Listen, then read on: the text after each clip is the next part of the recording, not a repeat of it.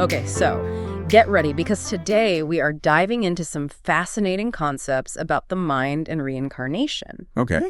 We're going to be exploring the teachings of Kirpal Singh. Right.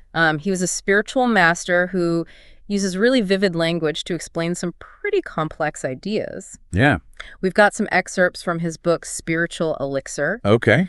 And here's what makes it even more interesting. We've got the original English, Okay. alongside older and newer German translations of Spiritual Elixir, Wow. to kind of compare and contrast how these ideas come across in different languages. Yeah. Plus, we're throwing in a letter about the mind from Baba Jamal Singh to Sawan Singh.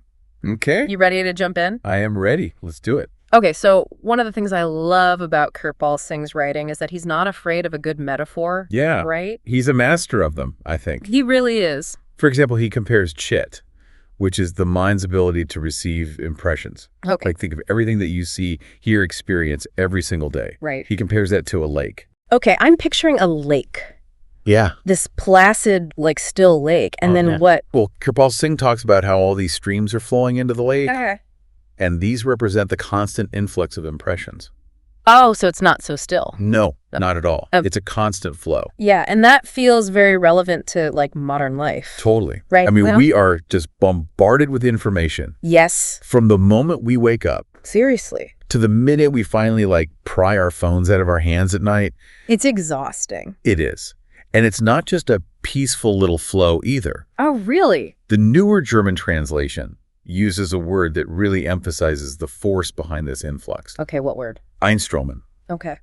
which is like a powerful current, Oh, wow. not just a gentle stream. Okay. It's a constant active process. Mm. This deluge of impressions shaping our minds. So it's like our chit lake is just getting bigger and bigger. Right, because we're accumulating more and more impressions. Yeah, and the new German translation even hints at that a little bit. It does make you wonder, though, What's that? does our capacity to even absorb all of this stuff actually grow over time? That's a good question. Or are we just accumulating more and more stuff in that lake? And it's interesting because you have this image of the lake, which is receiving all of this input. Right. But then there's manas. Yes. Which is the thinking faculty that actually has to deal with all of this influx. Right. It has to sift through it all and try to make sense of it. Right.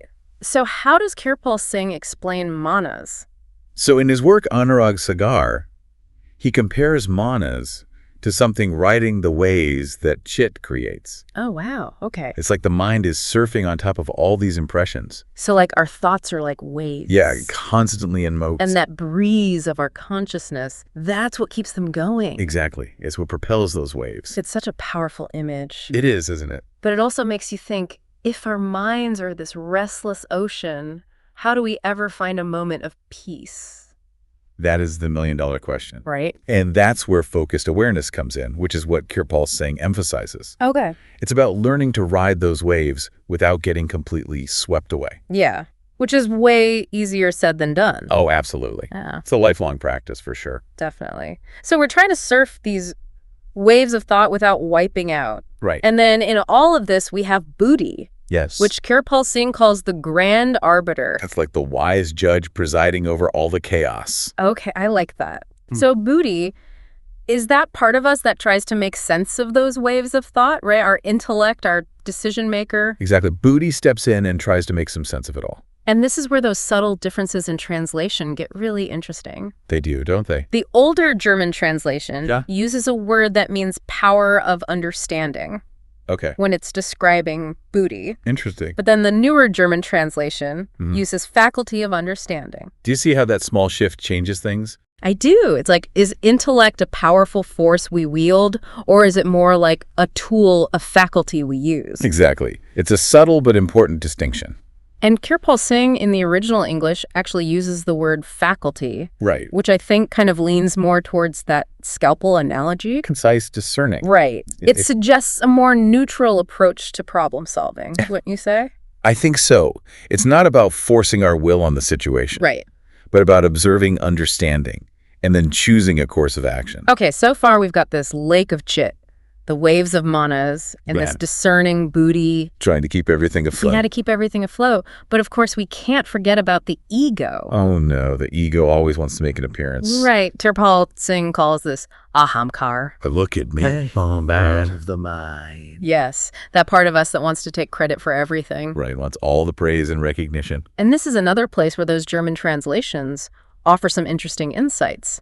Oh, how so? The older translation uses that word Kraft again, power, for ahamkar. Interesting. But the new one sticks with Fähigkeit, faculty, just like with Buddhi. Almost like the new translation is giving us a gentle nudge. Like, hey. Reminding us that ego is a part of the mind's toolkit. Okay. Not some overwhelming force. Which is reassuring in a way. It is. Yeah. It's a reminder that we have some agency, even when it comes to the ego. But even if it's not this huge, overwhelming force, isn't that desire for recognition a big part of what keeps us trapped on that giant wheel of life, as Kirpal Singh calls it? I think so. Like that need to be seen and validated can lead to some not so great actions, which then creates karma and keeps us stuck in this cycle of reincarnation, right? It's a vicious cycle, right? But one that we can break free from. That's good. And speaking of reincarnation, yeah, we come to a really interesting part in Spiritual Elixir. Okay. Where someone asks Kirpal Singh about a deceased husband's rebirth. Oh, yeah, I remember this part. Okay. He's like, whoa, hold on. We're not going to get into that. He's like, discussing specific reincarnations isn't really what we're here to do. Right. Like, some things are beyond the scope of what we're meant to know. Right. While we're still here living this life. So it's almost like he's acknowledging that there is a plan. There's something bigger at play. But we don't get to see the whole picture. Not yet, anyway. Not yet. And he even uses this phrase, divine machinery. Which suggests that reincarnation is governed by something much greater than our limited human understanding. Okay, so this divine machinery, does he say how it works? He actually says that these laws of reincarnation are veiled on the physical plane. Veiled? What does that even mean? It's like trying to understand how a supercomputer works. Okay. Just by looking at the keyboard, our intellect can only grasp so much. Okay. We don't have the capacity to fully comprehend it. So we're working with limited equipment. Basically. And we can't even fathom the complexity of this divine machinery that's determining our rebirths. That's a mind-blowing thought, isn't it? It really is. And it makes you realize that even slight variations in translation can significantly alter the meaning of these concepts. It's true, because like if one word is slightly different, it can completely change how you understand the whole concept. Absolutely. And it could even impact our understanding of something as profound as reincarnation. That's a great place to pause, because I think in our next part, we should really look at some specific examples of that. Yes. Where the translation makes a big difference. I'm in. Let's do it. Yeah. So we were talking about how these subtle shifts in translation can really impact our understanding. Yeah, and we were going to look at some concrete examples to really illustrate that. Yeah. Okay, so you had one from Anurag Sagar. Yes. Let's take that excerpt where Kirpal Singh is talking about the negative influences that can drag us down, like really pull us under. Right. The older German translation uses the phrase in den Abgrund treiben, which means literally to drive into the abyss. Intense. It's like there's no coming back from that. Exactly. Now contrast that with the newer German translation. Okay. It says einen in den Untergang treiben, to drive one to ruin. Okay. So it still conveys that sense of like falling or being pulled down. Right. But it doesn't feel quite as final. It doesn't, does it? Yeah. It's like the abyss is inescapable. Right. But ruin, maybe there's a chance of rebuilding, even if it's from the ground up. Like you hit rock bottom, but you can still climb out. Exactly. It's amazing how just like a slightly different word creates that much difference in how you visualize the whole thing. It really does. Yeah. And then there's the English, which uses the word doom. Oh, yeah. Doom is like a whole other category. It's not just ruin, but this like unavoidable, predetermined, fated outcome. It's really interesting to see them all side by side. It is. And it shows how the specific words that we use even in translation can shape our entire understanding of these really complex spiritual concepts. So what we're reading, what we're listening to, it all matters. It all contributes to how we're picturing these things in our minds. That's wild. It really is. And it makes you wonder how much nuance is lost or maybe even gained in the process of translating these ancient teachings. Totally. Because it's like across languages, across cultures, Across centuries even. across centuries. It's a lot. It is. It's like a giant game of telephone, but with really high stakes. That's a good analogy. I think so. And it's a good reminder to stay humble about it. Yeah. Like, we may not always have the perfect interpretation. Right. It's more about engaging with these teachings. Asking questions. Exactly. Seeing what resonates with our own experiences. And that makes me think about that letter Which one? from Baba Jamal Singh to Sawan Singh. Oh, yes. Because he really encourages that questioning. He does, doesn't he? Like he's basically saying to a student, Yeah. don't just blindly accept what I'm telling you. Right. Think for yourself. Yeah. Question this. Wrestle with it. Make it your own. Make these teachings your own. He even uses this phrase, What's that? chew it thoroughly. Oh, yeah. Like he wants Sawan Singh to really digest these teachings. To internalize them. Yeah. Not Right. just swallow them whole. And that's such crucial advice, Especially today. especially today. We are just bombarded with information about everything, Everything. but especially spirituality. It's true. It's everywhere you turn. And it's so easy to just latch onto something Yeah. that sounds good on the surface. Without really examining it too deeply. Right. Without asking, like, Does this actually resonate with my experience? yeah, does this align with my values? Yeah. Does this feel true in my heart? And I think Baba Jamal Singh is really giving us permission to be discerning, Right. to use our critical thinking, Even when it comes to spiritual matter? especially when it comes to spiritual matters, because the stakes are high. So it's not just about blind faith. No, not at all. It's about finding what's true for you, Okay. not just adopting someone else's truth wholesale, which is hard. It is hard. It takes courage to question, Right. especially when it comes to these long-held beliefs. Yeah. Or even charismatic figures Absolutely. who might be espousing those beliefs. Right. But it's so important to remember that we have the right to question. And the responsibility Yes. To ourselves. to discern for ourselves what's true. Exactly. Hmm. And that makes me think about all the books by Kirpal Singh that we wanted to mention. Oh, yeah. Because there were quite a few. There were. And we only have so much time. But maybe we could do like a quick rundown. A quick rundown. Yeah, like a little sampler platter. Yes, a spiritual sampler platter. Okay. I'm into it. Where do you want to start? Well, God-Man feels relevant to this. Yeah, God-Man is such a powerful book. What's it about? It really delves into the qualities of a true spiritual master. Okay. Someone who's not just spouting dogma, Right. but who's actually living and breathing these truths. Oh, so it's like actions speak louder than words. Exactly. It's about walking the walk, not just talking the talk. And that feels important because you could meet someone Totally. who seems really enlightened on the surface. Right. They say all the right things. Their actions don't match up. Yeah. And I think that's why Kirpal Singh emphasizes the importance of discernment Of really paying attention. to the lives Yeah. and the actions of those that we're taking guidance from. It's like looking beyond the charisma Yeah. or the popularity. And really asking ourselves, Yeah. is this person's life Right. a reflection of the teachings that they're sharing? It's a good test. It is a good test because a true spiritual master, Okay. according to Kirpal Singh, won't just tell you what to think. Right. They'll help you connect with the truth that's already within you. I like that. Me too. What other spiritual sampler platter items do we have? Oh, man. So many. Okay, there's one called the Crown of Life. The Crown of Life. What's that one about? That one's a deep dive into different yoga paths. Okay. You know those ancient practices that are designed to help us achieve spiritual liberation? Right? Kirpal Singh kind of breaks down the similarities and the differences between them. Okay. It's almost like he's comparing different trails up the same mountain. Oh, I like that. So it's not about one path being right and all the others being wrong. Not at all. Yeah. He actually presents Surat Shabd Yoga, which is the path that he himself followed and taught. Okay. He presents that as a universal path, Okay. something that's accessible to anyone, regardless of their background or their beliefs. It speaks to that idea that there are many paths up the mountain, but they all lead to the same summit. Exactly. We may take different routes, but we're all ultimately headed to the same destination. Okay.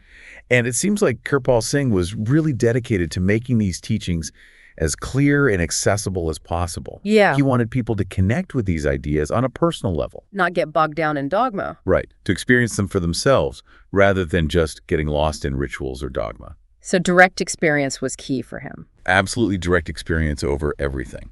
And that makes me think about another one of his books that we wanted to talk about. Which one? The Mystery of Death. Oh, yeah. That's a good one. Because that one feels especially relevant given our whole conversation about reincarnation. It does. Yeah. Because for a lot of people, death is this big, scary unknown. For sure. And Kirpal Singh encourages us to see death not as an end, but as a transition. A transition. A passing over to a higher realm of existence. Okay. So he's kind of trying to demystify it a little bit. Exactly. Trying to remove the fear, because so much of what we fear about death, it comes from not knowing. Exactly. That sense of what happens next. Right. What's on the other side. And he even describes the soul's journey after death. Oh, wow. Which is fascinating stuff. It's almost like he's trying to demystify it. Right. To remove the fear. Okay, so it's not just theoretical with him. He offers some practical guidance, too. He connects these big philosophical concepts like death and reincarnation to the challenges and transitions that we face every day. Okay. So he helps us find meaning and purpose. In our everyday lives. The here and now. Which is ultimately what it's all about, right? I think so. Because if these big spiritual concepts don't change how we live our lives now... Right. Then what's the point? Exactly. Yeah. And speaking of practical guidance, there's another book that you mentioned. Yeah. A Great Saint Baba Jamal Singh. Have you heard much about Baba Jamal Singh? Not a ton. Okay. I know he was, like, important in Kirpal Singh's lineage. He was Kirpal Singh's own master. Okay. And this book is a deep dive into his life and his teachings. Oh, cool. It really brings to life his spiritual journey and the challenges that he faced. Oh, interesting. Which often mirrored the challenges faced by seekers today. So it's not just like a dry biography? No, not at all. Oh, yeah. You get a real sense of his personality. Okay. His humor. Oh, that's nice. His deep compassion. All the things that made him such a beloved teacher. Right. And when you read it, you start to understand how his teachings shaped Kirpal Singh's perspective. Oh, wow. So it's like we're getting a glimpse into the lineage, the passing down of wisdom. From teacher to student. From teacher to student. And how those teachings are still relevant for us today. Right. Like they transcend time and culture. That's cool. And what about morning talks? Morning talks is great if you want to hear Kirpal Singh's teachings directly. Okay. Without any filter. Okay. It's a compilation of conversations that he had with his Western students. Oh, it's like more conversational. Very conversational. You get a sense of his spontaneity. Okay. His warmth. And his personality. Yeah. You really feel like you're right there in the room with them just listening in. Oh, that's cool. It's very intimate. I like that. And he has a knack for explaining really complex things. Yeah. In very simple, relatable terms. Oh, cool. Adding that to the list for sure. What about name or the word? Did that one catch your eye? It did, because name is like... It's everywhere, right? It's a central concept in so many spiritual traditions. It is. It's that universal sound current that connects us all. So what does he say about it? Well, he explores the universality of the divine word. Okay. The power of the sacred sound. Okay. And he actually shows how different cultures and religions have all tapped into this energy. Interesting. Even though they may call it by different names. Right. So it's like this underlying current that flows through all of it. All the different traditions. And that's what makes it so powerful, because it's not limited to any one religion or any one culture. That's cool. It is a good reminder that even though there's so much diversity in the world, so many different beliefs, so many different practices, there's also this underlying unity. This shared longing for the divine. Beautifully said. And is there anything that, like, cuts through all the noise? Oh, yeah. Spirituality, what it is. That's a good one. Straightforward. Kirpal Singh lays out his definition of what it really means to live a spiritual life. Like no BS, just... No BS. Yeah. Straight to the point. I like that. And then there were two others that you had mentioned. Oh, yeah. Heart-to-heart talks. Okay. And jewels of wisdom. Those sound like good starting points. They're great places to begin because they offer a broad overview of his key teachings. Okay. And they're written in a way that's really accessible and profound. Cool. So for someone who's maybe new to Kirpal Singh's work. Definitely. Those are good ones to check out. Perfect. And, of course, we have to mention Spiritual Elixir again. Right. That's where we started. That's where we started. This whole journey. And those excerpts that we were talking about. Like the lake analogy. The different faculties of the mind. Yeah. Those are just the tip of the iceberg. Right. Spiritual Elixir is a book that you can return to again and again. Okay. And each time, you're going to glean something new. It's full of those aha moments that make you see yourself and the world in a whole new light. That's what I'm looking for. Me too. Those aha moments. Those are the best. So the crown of life, it's a deep dive into different yoga paths. Okay. Those ancient practices designed to help us achieve spiritual liberation. Right, like different types of yoga. Exactly. Yeah, and Kirpal Singh, he breaks down the similarities and differences between them. Okay. Kind of like he's comparing different trails up the same mountain. Oh, I like that analogy. Right. So it's not about one path being right and all the others wrong. Not at all. Yeah. Kirpal Singh actually presents Surat Shab Yoga, Okay. which he himself followed and taught. It's a universal path, Okay. something that's accessible to anyone, regardless of their background or beliefs. I love that. It speaks to that idea that there are many paths up the mountain. Yeah, But ultimately, they all lead to the same summit. exactly.